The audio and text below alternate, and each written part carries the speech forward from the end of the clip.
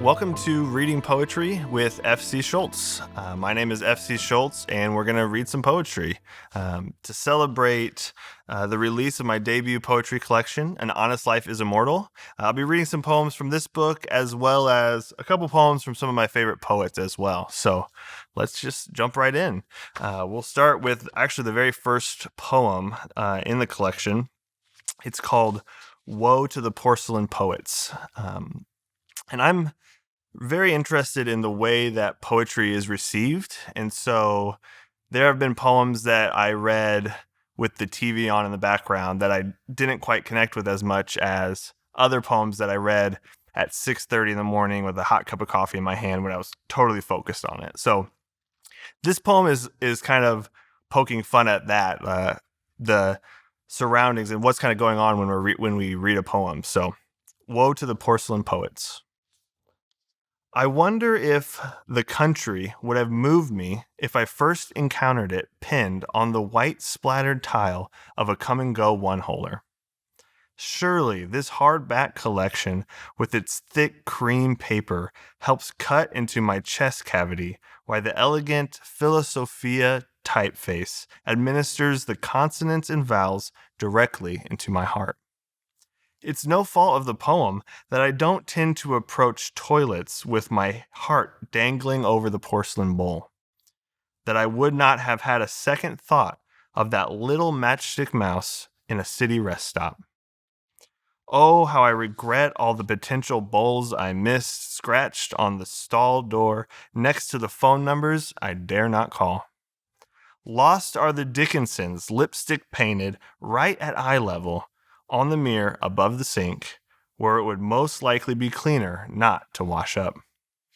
No attention was given to the could-be Longfellows engraved to the quarter machine bolted in the corner as I flicked off the light with the sleeve of my coat. So many one-hole wonders neglected in my angst and haste. Alas, a lesson learned that will not quickly be forgotten. Avoid the public restroom at all costs. I think poetry can do a lot of things. There's great range in poetry in as far as the content goes. It can be heavy or lighter, but it's all serious. You have to be diligent when you're writing and when you're reading it. And so these next couple poems are also from my collection here, but they are a little bit on the lighter side. So this next one is called To the Half-Burnt Fuse. To the half-burnt fuse replaced after 16 years of service. Thank you. It's really something to have one job and to do it, to be that guy. You did it. Thousands and thousands of ignitions and different batteries and owners and states, but you didn't care. Even today, when the day came to finally replace you, you were only half burnt out, refusing to let me down. But let me tell you in front of the whole world, you've never let me down.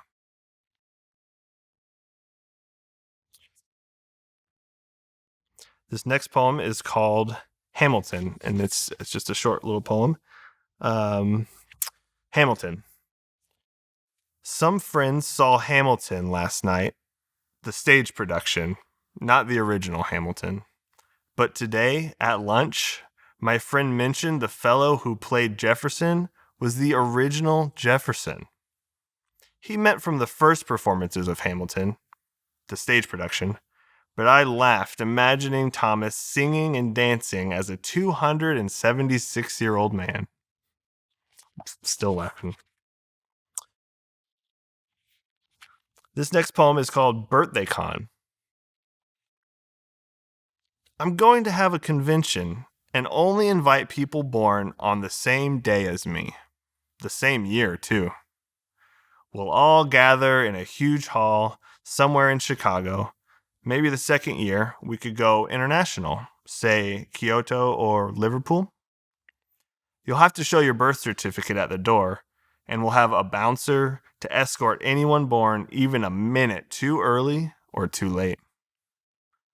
There will be workshops by panelists who use their years to pursue their calling, and we'll all sit in the audience second-guessing the path we chose. We'll have a keynote to remember the 90s, being the last children of analog, Y2K, and being 11 on 9/11. The closing session will have a moment of silence for those born on our day, but who have passed along the way. We'll find the oldest among us, the youngest. Then we'll spend the rest of the evening talking, laughing, making friends, and no one would fear for conversation because we all have at least one thing in common. Maybe you are here and you're listening to these poems and you're wondering, what do I do with these poems as they're being read to me, right? One of my favorite poets, Billy Collins, actually has a poem called Introduction to Poetry that I think might be helpful. So this is Introduction to Poetry by Billy Collins.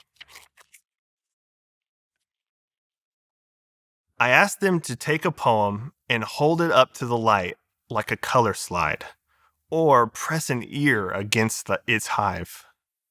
I say drop a mouse into a poem and watch him probe his way out, or walk inside the poem's room and feel the walls for a light switch. I want them to water ski across the surface of a poem, waving at the author's name on the shore. But all they want to do is tie the poem to a chair with a rope and torture a confession out of it. They begin beating it with a hose to find out what it really means. This next poem is one of my favorite poems. It's by Lisel Mueller, and it's called Alive Together.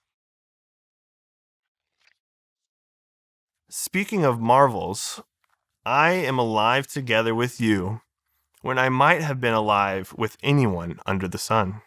When I might have been Abelard's woman, or the whore of a Renaissance pope, or a peasant wife with not enough food and not enough love, with my children dead of the plague. I might have slept in an alcove next to the man with the golden nose, who poked it into the business of stars, or sewn a starry flag for a general with wooden teeth. I might have been the exemplary Pocahontas, or a woman without a name, weeping in master's bed for my husband exchanged for a mule, my daughter lost in a drunken bet. I might have been stretched on a totem pole to appease a vindictive god, or left a useless girl child to die on a cliff. I like to think I might have been Mary Shelley in love with a wrong-headed angel, or Mary's friend. I might have been you. This poem is endless. The odds against us are endless. Our chances of being alive together, statistically non-existent. Still, we have made it. Alive in a time when rationalists in square hats and hatless Jehovah's Witnesses agree it's almost over. Alive with our lively children who, but for endless ifs, might have missed out on being alive together with marvels and follies and longings and lies and wishes and air and humor and mercy and journeys and voices and faces and colors and summers and mornings and knowledge and tears and chance.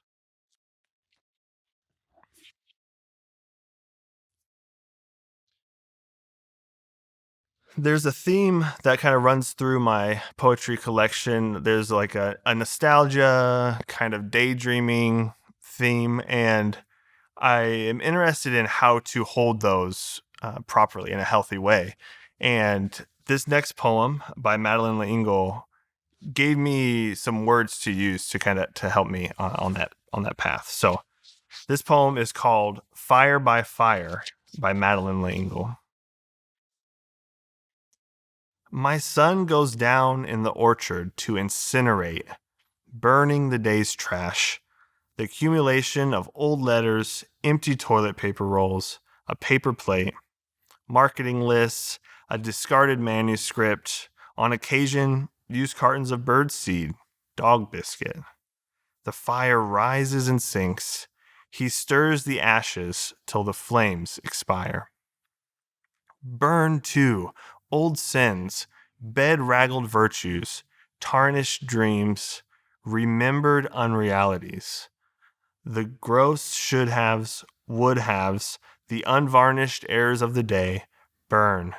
Burn the loss of intentions, recurring failures. Turn them all to ash. Incinerate the dross. Burn. Burn. Remembered unrealities. That's good. This next one is by Dana Gioia, and he had to have been influenced by Madeline Lingle there. You'll see what I mean. This one is called Summer Storm by Dana Gioia. We stood on the rented patio while the party went on inside. You knew the groom from college. I was a friend of the bride. We hugged the brownstone wall behind us to keep our dress clothes dry and watched the sudden summer storm floodlit against the sky. The rain was like a waterfall of brilliant beaded light. Cool and silent as the stars, the storm hid from the night. To my surprise, you took my arm, a gesture you didn't explain, and we spoke in whispers as if we too might imitate the rain. Then suddenly the storm receded as swiftly as it came. The doors behind us opened up. The hostess called your name. I watched you merge into the group, aloof and yet polite. We didn't speak another word, except to say good night. Why does that evening's memory return with this night's storm? A party 20 years ago, its disappointments warm. There are so many might have beens, what ifs, that won't stay buried. Other cities, other jobs, strangers we might have married. And memory insists on pining for places it never went, as if life would be happier just by being different.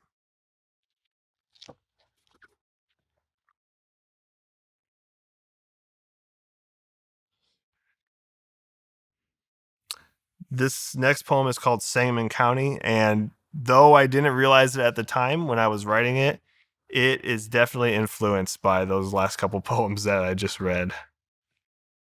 Sangamon County. So much depends on the land surveyor, almost 2 centuries past, who placed that would-be school, that would be my home, inside that county line. The decision to go north another mile, 500 paces, to include that hollowed, unbroken ground, which otherwise would have made this life a passing stranger on the sidewalk of time. All thanks to the felled tree which altered his course, changed his trajectory, which led to going to that school, meeting that friend, sharing that apartment, moving to that college, marrying this wife, fathering this child, perhaps keeping this joy. So much depends on the land surveyor, for they have made all the difference.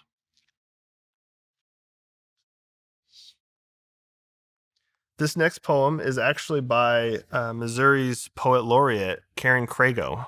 She lives up in Springfield, and I highly recommend getting her collection, No More Milk. Very good. I'm going to read her poem, Special Money. And it's got a line in there that stayed with me since I first read it.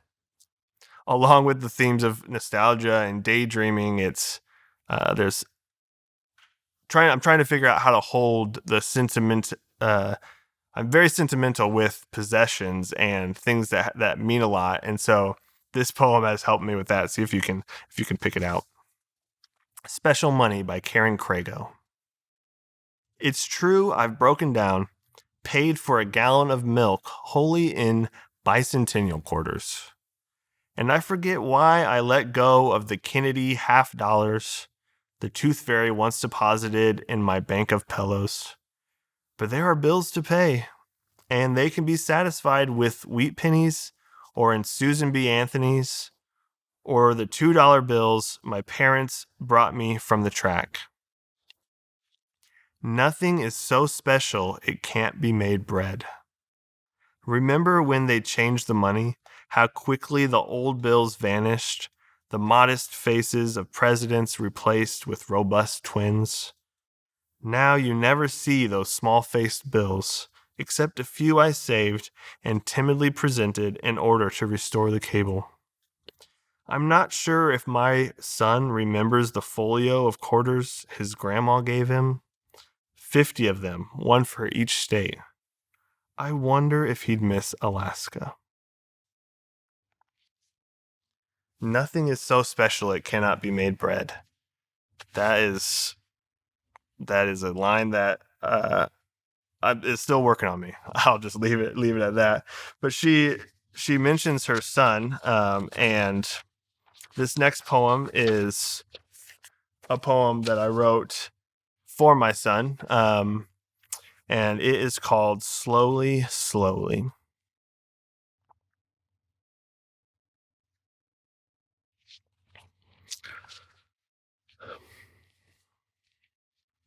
Slowly, slowly, the night ticks on in that pocket of family time after dinner, before bed.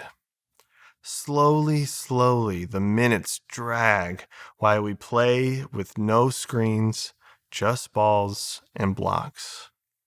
Slowly, slowly, I lift my head up over the rail to check the clock blinking on the stove on toward bedtime. Slowly, slowly, I sink back down, wishing it were later and you were in bed so I could be alone, be with myself. Slowly, slowly, I see the day when we won't play, when you won't live here anymore. Maybe 20 years on, maybe less. On that day, I'd do anything for one more pocket of family time that ticks on slowly, slowly. Wasn't expecting that. I only have a few poems left, and this next poem is by one of my favorite poets. I know I said that for all of them, but that's why I chose these poems to read, because they're all my favorites. So this is I Wake Close to Morning by Mary Oliver, and it's she is so good at just taking a small I mean, this poem is like 10 lines probably, but it's so profound and so funny at the same time. Maybe I'm overselling it, but I don't think so. We'll see. It's called I Wake Close to Morning by Mary Oliver. Why do people keep asking to see God's identity papers when the darkness opening into morning is more than enough? Certainly any God might turn away in disgust. Think of Sheba approaching the kingdom of Solomon. Do you think she had to ask, is this the place? It's so funny to me and so profound. I love it. You can't do a poetry reading if you don't read some Gerard, Manley, Hopkins. So here we go. We're going to read As Kingfishers Catch Fire by Gerard, Manley, Hopkins. As kingfishers catch fire, dragonflies draw flame. As tumbled over rim and roundy wells stones ring, like each tucked string tells, each hung bell's bow swung finds tongue to fling out broad its name. Each mortal thing does one thing and the same, deals out that being indoors each one dwells, selves, goes itself, myself, it speaks in spells, crying, what I do is me, for that I came. I say more, the just man justices, keeps grace, that keeps all his goings graces, acts in God's eye what in God's eye he is, Christ. For Christ plays in 10,000 places, lovely in limbs and lovely in eyes not his, to the Father through the features of men's faces. The last poem I'm going to read today is called Corridors, and it's actually the last book of the collection, the last poem of the collection in the book, An Honest Life Is Immortal, and it ends the book here. So, Corridors.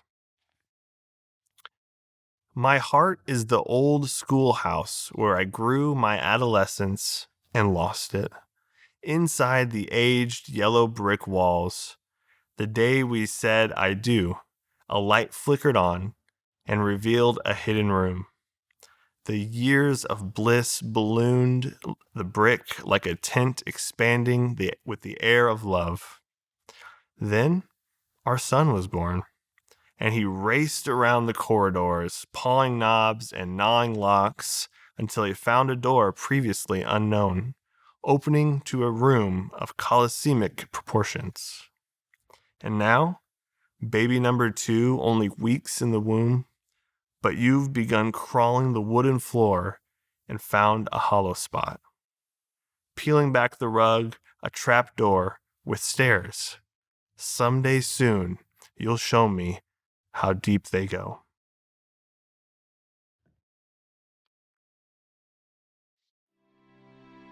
Thank you for coming, watching to this poetry reading.